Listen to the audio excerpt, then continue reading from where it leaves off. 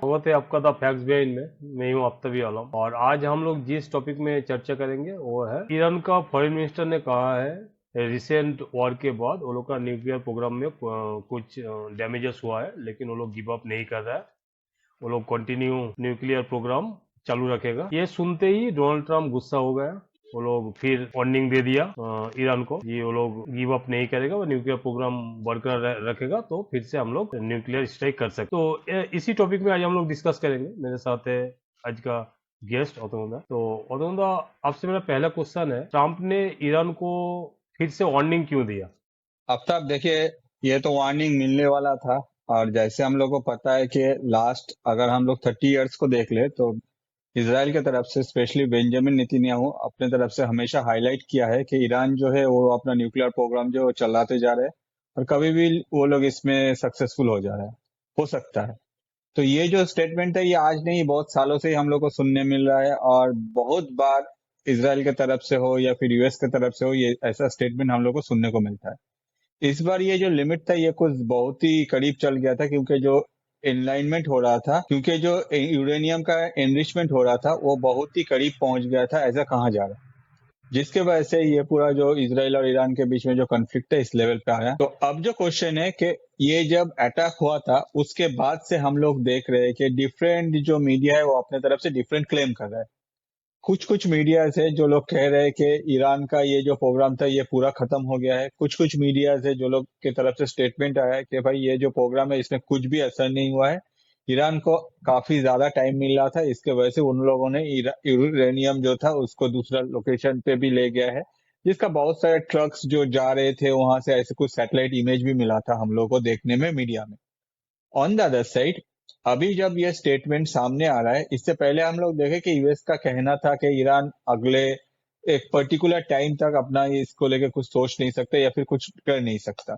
और अभी जब ईरान के फॉरेन मिनिस्टर के तरफ से ये स्टेटमेंट आ गया दुनिया के सामने कि हाँ भाई, हम लोग का जो भी प्रोग्राम था उसमें एक सर्टेन अमाउंट ऑफ परसेंटेज जो है हम लोग का इसमें कुछ हार्म हुआ है और हम लोग इस पे लगे रहेंगे, ऐसा नहीं कि हम लोग इसको बीच में छोड़ देंगे। इसके वजह से हम लोग इसको लगे रहेंगे और आगे जाके हम लोग के पास अपना साइंटिस्ट है, हम लोग के पास अपना फॉर्मूला है, हम लोग खुद के बल में अपना जो न्यूक्लियर प्रोग्राम है उसको हम लोग कंप्लीट कर देंगे। और ये सुनने के बाद डोनाल्ड ट्रंप को ये एहसास हो गया है कि यूएस का इतना भी जो बॉम्बर था जो अटैक किया था या फिर इसराइल का इतना सारा जो टेक्नोलॉजी जो भी इसराइल ने अपने तरफ से कोशिश किया था, जिसमें ये भी हम लोग को सुनने को मिला था कि ईरान के जो न्यूक्लियर साइंटिस्ट है उन लोगों को भी मारा गया है इस वार में। ये सब होने के बाद भी ईरान अपना जो मनोबल है या फिर ईरान अपना जो एग्जैक्ट टारगेट है उसको नहीं छोड़ रहा है। तो ये सुनने के बाद डोनाल्ड ट्रंप गुस्सा हो गए। और डोनाल्ड ट्रंप का तो एक ही चीज है, अगर उसको कुछ अच्छा नहीं लगता तो वो तुरंत बोलता है कि भाई हम लोग इसके अगेंस्ट में स्टेप लेंगे। क्या स्टेप? फिर से हम लोग उसके ऊपर अटैक करेंगे। और यही अटैक के लिए ही डोनाल्ड ट्रंप अपने तरफ से ये प्लानिंग कर रहा है। इस स्टेटमेंट के बाद इजराइल का रिएक्शन क्या था? देखिए, इसराइल जो है, इसराइल थमा नहीं है। इसराइल क्या है, इसराइल अगर देखा जाए आज की डेट में, इसराइल यूएस का एक मतलब बच्चा है। यूएस को कुछ भी अगर जरूरत होता है इसराइल को बोल देता है कि भाई जाओ अभी इसके साथ लड़ो, जैसे होता है ना घर का गुंडा, तो वही है यूएस का घर का गुंडा जो है वो इसराइल है।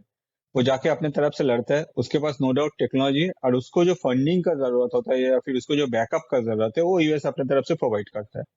कल के डेट में अगर आपको देखे कि ईरान की तरफ से ऐसा फिर से स्टेटमेंट आना शुरू हो जाता है या फिर और भी स्टेटमेंट आता है रिगार्डिंग द न्यूक्लियर प्रोग्राम कि हम लोग इसको और भी ज्यादा कंप्लीट कर लेंगे, बहुत ही जल्दी हम लोग इसको आगे अचीव कर लेंगे, तो उस टाइम में क्या होगा, इसराइल को फिर से कहा जाएगा यूएस की तरफ से, बेटा तुम जाओ उसको फिर से चमकाओ या फिर उसके साथ लड़ो, हम लोग आपके पीछे हैं। तो ये जो स्टेटमेंट है, ये स्टेटमेंट अगर डोनाल्ड ट्रंप के पास से आता है तो हम लोग ये देख ही सकते हैं कि आने वाले दिनों में कभी भी हो सकता है कि इसराइल जो है वो ईरान के ऊपर फिर से अटैक करता है और ये जो वॉर अभी सीज फायर मोड पे है ये फिर से रिस्टार्ट हो सकता है। ऑन द अदर साइड, ये सब होने के बाद भी डोनाल्ड ट्रंप एक्सपेक्ट कर रहे हैं कि उनको नोबेल पीस प्राइज मिलेगा।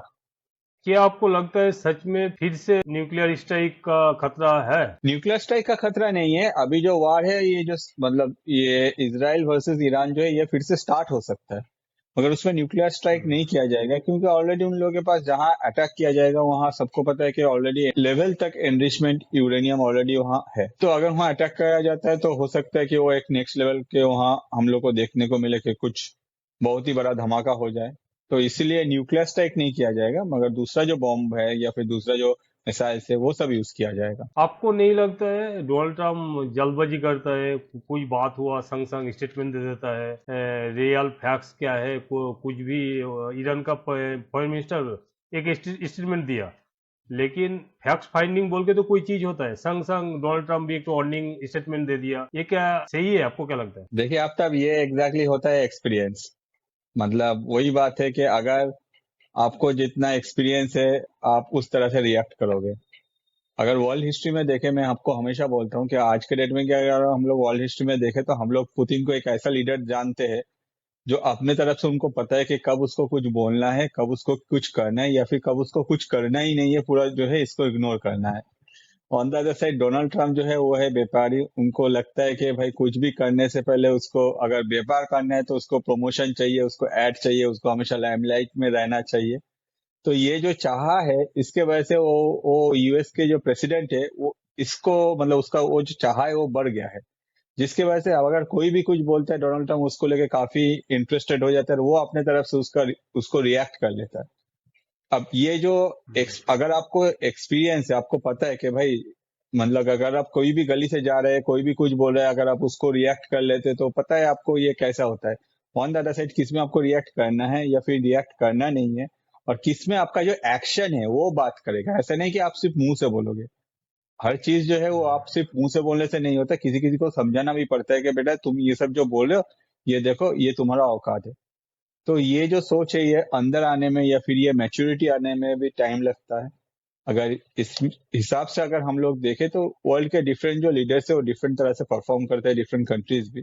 इसमें हो सकता है कि यूएस अपने तरफ से या फिर डोनाल्ड ट्रम्प अपनी तरफ से कुछ ज्यादा फास्ट रिएक्ट कर लेता है, वो भी भाया जो सोशल मीडिया है या फिर मीडिया को बुला के। इस बार तो ऐसा हुआ कि डोनाल्ड ट्रम्प अपना मतलब जितना भी मेन स्ट्रीम मीडिया है उसके ऊपर काफी गुस्सा हो गया है, स्पेशली जो सीएनएन है उसके ऊपर डोनाल्ड ट्रम्प काफी गुस्सा हो गया है। उनका कहना था कि कोई भी अभी देखिए मीडिया के पास जो भी इंफॉर्मेशन आता है रिगार्डिंग एक वार, तो हम लोग को पता है कि कुछ मीडियाज है जो लोग कुछ कुछ पर्टिकुलर पार्ट को या फिर कुछ कुछ पर्टिकुलर एक साइड लेके अपना जो मीडिया का जो मतलब जो भी टेलीकास्ट है वो करता है, या फिर उन लोग का हम लोग देख सकते हैं कि कोई कुछ किसी को सपोर्ट कर रहा है। On the other side war related अगर कोई इन्फॉर्मेशन हो उसका इंस्टेंट वेरिफिकेशन करना ये भी काफी एक टफ सिचुएशन आ जाता है, क्योंकि कोई भी कुछ क्लेम कर सकता है मगर वो सच है या नहीं कोई पर्टिकुलर लोकेशन में जाके इसको वेरीफाई नहीं कर सकता। जिसको लेके अगर हम लोग देखें कि जब भी कोई वार होता है तो उसको लेके जो न्यूज आता है उसमें बहुत तरह के न्यूज डिफरेंट वे में आता है, और कभी हो सकता है कि ये सब कुछ एग्जैक्ट जो फैक्ट है वो पता चलने में हम लोग को कुछ महीने या फिर कुछ साल लग जाता है। अब जो भी अपने तरफ से जो भी मतलब टेलीकास्ट किया है, हाँ ये तो मीडिया का ऑब्वियसली ये मीडिया का ही रिस्पॉन्सिबिलिटी है कि एग्जैक्ट न्यूज जो है वो आगे जाके वो अपने तरफ से पब्लिश करे। मगर डोनाल्ड ट्रम्प इस बार काफी गुस्सा हो गया है मीडिया के ऊपर। ऑन द अदर साइड एक और चीज मैं आपको बोलना चाहूंगा कि ईरान की तरफ से एक और स्टेटमेंट आया है कि कुछ मीडिया चैनल में ये भी आ रहा था कि उनके जो खामेनी है उनका तबीयत काफी खराब है, मगर ईरान की तरफ से इसको खंडन किया गया है और उन्होंने कहा है कि हम लोग का जो सुप्रीम लीडर है खामेनी वो काफी अभी सही है, उनका कोई भी हेल्थ रिलेटेड कोई इश्यूज नहीं है। और जब तक ईरान मतलब ईरान के जो कहा जाता है ना, जब तक है जब तक है जब तक है तो वही बात है। ईरान का भी अभी हौसला इस तरह से है कि भाई हम लोग अपना जो न्यूक्लियर प्रोग्राम है उसको हम लोग जब तक चाहें तब तक हम लोग उसको चलाते जाएंगे। कितना बार आप हम लोग को रोकेंगे उसके बाद भी हम लोग इसको कंप्लीट कर देंगे। आपको क्या लगता है सच में ईरान इतना जल्दी, अभी तो हाल फिलहाल में वो लोग का इतना डैमेज हुआ है, इतना जल्दी वो लोग से न्यूक्लियर प्रोग्राम आगे ले जा पाएगा? नहीं ये पॉसिबल नहीं है, इसमें टाइम लगेगा। जो भी डैमेज हुआ है नो डाउट ईरान की तरफ से भी ये ऑलरेडी एक्सेप्ट किया गया है कि भाई हम लोग का डैमेज हुआ है, जो भी हम लोग का प्रोग्राम चल रहा था ऑन द साइड इतना बड़ा जो अटैक हुआ है इसकी वजह से ऑब्वियसली डैमेज हुआ है, तो इसमें टाइम लगेगा। इतना जल्दी कुछ हो नहीं सकता मगर इसमें टाइम लगेगा। मगर टाइम लगने के बाद जैसे हम लोग मैंने आपको पहले ही कहा था कि लास्ट 30 साल से इसराइल की तरफ से ये क्लेम है कि ईरान जो है वो न्यूक्लियर प्रोग्राम रन कर रहा है और ये जल्दी खत्म होने वाला है। तो ये इस बार भी अगर हम लोग देखें तो इसमें टाइम लगेगा मगर ये हो जाएगा। मगर मतलब ईरान का जो चाह है तो ये करके रहेगा। On the other side Israel या फिर यूएस इसमें क्या आगे जाकर नेक्स्ट लेवल में क्या इसको एस्केलेट करते हैं वो भी एक देखने का चीज है, उसके ऊपर डिपेंड करता है क्या ये प्रोग्राम इन फ्यूचर जाकर सक्सेसफुल होगा या फिर नहीं होगा। आपको क्या लगता है ईरान को इतना हौसला कहाँ से मिल रहा होगा? देखिए ईरान का तो खुद का ऑब्वियसली ईरान के ऊपर जब ईरान अपने तरफ से ऑयल बेच रहे थे at that point of time, Iran का जो इकोनॉमी था वो काफी अच्छा था। फिर उसके बाद अगर हम लोग देखें ईरान के ऊपर जब से सैंक्शंस डाला है तब से ईरान का बहुत ही प्रॉब्लम होना शुरू किया। इसके अलावा भी अगर हम लोग देखें ईरान का जो मिसाइल्स टेक्नोलॉजी है, नो डाउट वो वन ऑफ द बेस्ट है, वो बहुत ही अच्छी तरह से परफॉर्म करता है। प्रेजेंटली अगर देखें ईरान के पास जो सपोर्ट है वो है आपका रशिया का और चाइना, जो मेजर सपोर्ट है। ठीक है, इसके अलावा भी बहुत सारा कंट्रीज है जो माइनरली ईरान को सपोर्ट करता है। तो ऑब्वियसली हर कोई चाहेगा कि यूएस को, जैसे मैं आपको कहता हूं कि हर कोई चाहता है कि भाई अपना जो लड़ाई है दूसरे किसी के द्वारा लड़ाया जाए। तो चाइना जो है अभी चाहता है कि भाई अगर हम लोग ईरान को अपने तरफ से सपोर्ट करते हैं तो आगे ईरान जो है वो यूएस के साथ लड़ेगा। इससे जो है चाइना एक सेफ साइड में रह के अपना जो ट्रेड है वो चलाता रहेगा, और on the other side Iran front face में जाके लड़ेगा। तो ये जो फंडिंग है ये डिफरेंट कंट्री से आ रहा है। ऑन द अदर साइड अगर देखा जाए कहा जा रहा था कि रशिया की तरफ से ये जो न्यूक्लियर प्रोग्राम है उसमें भी ईरान को हेल्प किया गया है।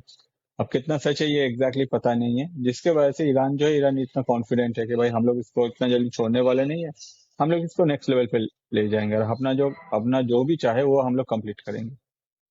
तो दोस्तों, वेस्ट एशिया में फिर से टेंशन शुरू हो गया है। एक तरफ यूएस का वार्निंग, दूसरा तरफ ईरान का जिद। तो देखते हैं आगे क्या हो रहा है, और आप लोग को क्या क्या लग रहा है कमेंट करके बताइएगा। और हम लोग का पॉडकास्ट अच्छा लग रहा है तो लाइक शेयर सब्सक्राइब जरूर। थैंक यू, जय हिंद, थैंक यू।